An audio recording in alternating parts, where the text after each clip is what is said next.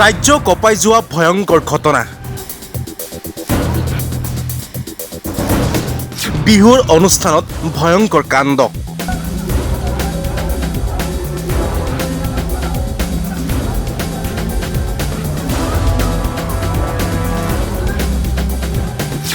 চোকা অস্ত্ৰৰ আক্ৰমণত প্ৰাণ গ'ল তেজাল অসমীয়া যুৱকৰ।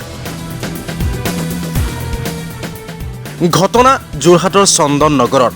দেওবাৰে নিশা যোৰহাটৰ চন্দন নগৰত এদল যুৱকে মাৰপিট কৰিছিল বেদাংগ ভূষণ বৰুৱা নামৰ এই যুৱকজনক।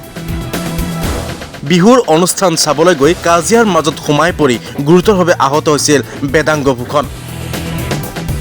15-20 জনীয়া যুৱকৰ আক্ৰমণত গুৰুতৰভাৱে আঘাতপ্ৰাপ্ত হয় বেদাংগ ভূষণ। ততাতৈয়াকৈ বেদাংগ ভূষণক যোৰহাটৰ এখন হাস্পাতালত ভৰ্তি কৰা হৈছিল।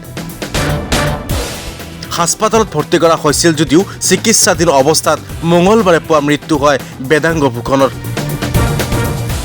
সাংস্কৃতিক নগৰী এতিয়া ড্ৰাগছৰ ৰম্যভূমি হৈ পৰিছে।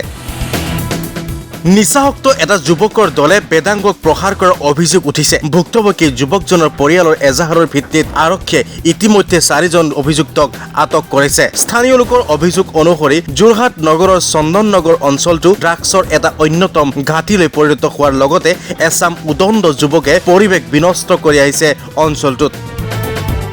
এই ক্ষেত্ৰত যোৰহাট আৰক্ষী আৰু জিলা প্ৰশাসনক কঠোৰ ব্যৱস্থা গ্ৰহণ কৰিবলৈ আহ্বান জনাইছে স্থানীয় ৰাইজে। ঘটনাটো দেওবাৰে ৰাতি ক'ত হৈছিলে? জনপথ আৰু চন্দন নগৰৰ যিটো ভিতৰৰ চাৰিআলি এটা আছে সেই চাৰিআলিটোতে হৈছিলে। কি হ'ল ঘটনাটো? মানে দেখিবলৈ পালোঁ মানে ঘটনাটো অনুষ্ঠানটোৰ ওচৰতে মানে এদমমান ল'ৰাই মানে এজন ল'ৰাৰ লগত মানে লাগি আছিলে, কাজিয়া লাগি থকা দেখিলোঁ। তাৰপিছত দেখাৰ লগে লগে ওচৰলৈ যাওঁতেই মানে তেওঁলোকে ল'ৰাটোক মাৰিছে মানে, আৰু ল'ৰা মানে কমেও 10টামান আছিলে, 10-15টামান ল'ৰা আছিলে। হয়তো আৰু স্থানীয় যুৱক নহয় মোৰ মতে, হয়তো মই সন্দেহ কৰা মতে তেওঁলোক ওচৰে পাজৰে। কাক মাৰিছিলে? বেদাংগ ভূষণ বৰুৱা বুলি কয়, দাদাই হয়, চিনাকি দাদা। মই এই চিনাকি দাদাক দেখিয়ে মানে ওচৰলৈ গ'লোঁ মানে কি হৈছে বুলি। তেনেকুৱাতে দেখিলোঁ তেওঁক মানে গোলকৈ পিটিছে মানে। তাৰপিছত তলত পেলাই দিয়াৰ পিছত ল'ৰাখিনি মানে পলায়ন কৰিলে জেগাৰ পৰা। কিন্তু এটা ল'ৰাকো মানে আমি চিনি নাপালোঁ ভালকৈ। বচাবলৈ চেষ্টা কৰিছিলোঁ যিহেতু সেই জেগাখন মানে আন্ধাৰো আছিলে। ডক্টৰৰ ওচৰলৈ লগালগ আমি ৰাস্তাত যেতিয়া পৰি থকা দেখিলোঁ, তেতিয়া আমি ডক্টৰক মেডিকেললৈ লৈ আহিলোঁ। তাৰপিছত কৰিছিলোঁ। তাৰ পৰা যোৰহাট মেডিকেলৰ পৰা এতিয়া মিছনলৈ কালি হেৰি কৰিলে, মানে ট্ৰান্সফাৰ দি দিলে। ICU যিহেতু তাত খালী নাছিলে, সেইখিনি আৰু। তাৰপৰা ডক্টৰে এতিয়া কি কৈছে? এতিয়া বৰ্তমান তেওঁ আজি অলপ আগতে ঢুকাইছে। ঘটনাটো হৈছিলে হয়, বিহু ফাংচনৰ ওচৰতে হয়। কি হৈছিলে সেইকাৰণে কথাটো? ইহঁতক এটি হুলস্থুল কৰি আছিলে ফাংচনত, সেইকাৰণে কিবা মানা কৰিছিলে বুলি শুনিছোঁ। সেইটোকে আখাই লৈ প্ৰথমবাৰ তাক মাৰিম বুলি আহিছিলে, কিন্তু কোনোবাই বাধা দিলে, সেইকাৰণে গ'লগৈ। তাৰপিছত আকৌ আহিলে, তেনেকৈ দুবাৰ আহিলে। শেষত যেতিয়া ফাংচন শেষ হ'ল,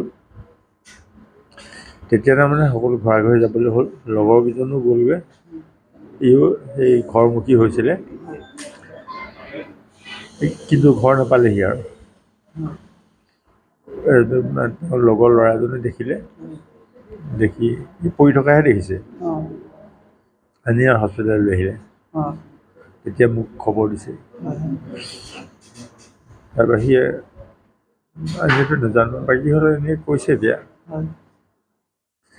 যে মানে তেনেকুৱা হেৰি এটা আছে, পানী দুনি খাই থাকে, ড্ৰাগছটো খাই থাকে, খাই মানে তেওঁলোকে টিম হিচাপে থাকেই। ড্ৰাগছ খাইছিলে ল'ৰাকেইটাই? ড্ৰাগছটো খাই বুলি শুনিছোঁ, কিন্তু নিজেতো দেখা নাই, শুনিছোঁহে। 10জনীয়া দলতে আক্ৰমণ কৰিলে নেকি? 10জন নহয়, এইটো 20-25 জন বুলি কৈছে এনে শুনাত, আৰু নিজে নেদেখিলে কেনেকৈনো ক'ম এতিয়া, নাজানো। আপুনি পিছত কথা পাতিছিলে নে ল'ৰাৰ লগত? ল'ৰাৰ লগত পাতিবলৈ নাপালোঁৱেই। তাৰ লগত পতা হ'লে তাক কওঁতে সি হস্পিটেলত মাতিছিলে যে নামটো সোধোঁতে কৈছিলে মুখত ফুটা নাই, মানে এইবোৰ দুখ পালে, মুখতো দুখ পাইছিলে, মূৰতো দুখ পাইছে, চকুতো চিনি পাইছোঁ, এতিয়া দেখিছোঁ সি মানে অচেতন হৈ গৈছিলে নেকি তাত? অচেতন হৈ পৰি আছিলে। তাৰপিছত ওচৰৰ মানুহে ওচৰৰ মানুহ মানে লগৰ এজনে চাপালে। দেখা পাই লৈ আহিলে, আনি হস্পিটেলত থোৱাৰ পিছত মোক কৈছে। হয়, ঠিক আছে। তেওঁ আচলতে কালি যোৰহাট মেডিকেল কলেজত ICU চিট নাপাই ইয়ালৈ আহিলে 11:16 দিনৰ। আমি অহাৰ লগে লগে ICUত চিট দিয়া হ'ল, ছেমি ভেণ্টিলেশ্যনত ৰখা হৈছিলে এণ্ড্ৰটিকেল ইণ্টিউবেশ্যন কৰি। তাৰপাছত নিউৰ'চাৰ্জনে চাই ইমিডিয়েট অপাৰেশ্যনৰ ডিচিশ্যন লোৱা হ'ল। অপাৰেশ্যন কৰা হ'ল 3টা বজাত, তেওঁ ৰুটিত সোমাই 6:37 ভিতৰত তেওঁ উঠিৰ পৰা ওলাইছে। ব্ৰেইনৰ দুখ পাই ব্ৰেইনটো বেয়াকৈ ফুলিছে, বেয়াকৈ ফুলাই সেইখিনি অপাৰেশ্যন কৰি যিমান পাৰে উলিয়াই তেওঁ ব্ৰেইনৰ স্কাল বুলি এটা এৰিয়া, সেইটো এৰিয়া পেটত সংস্থাপিত কৰা হৈছিলে। তাৰপাছতো তেওঁ আকৌ ICU চিফ্ট কৰি ভেণ্টিলেশ্যনত ৰখা হৈছিলে, কিন্তু আনফৰ্চুনেটলি ৰাতিপুৱা 6টা বজাত তেওঁৰ মৃত ঘোষণা কৰিবলগীয়া হয়। তাৰপাছত এতিয়া আমি থানাৰ ফৰ্মেলিটিখিনি কৰি আছোঁ, পুলিচক খবৰ দিয়া আৰু বাকী পষ্টমৰ্টেমৰ কাৰণে যিখিনি কৰিব লাগে ৰৰৈয়া থানাৰ লগত যোগাযোগত আছোঁ।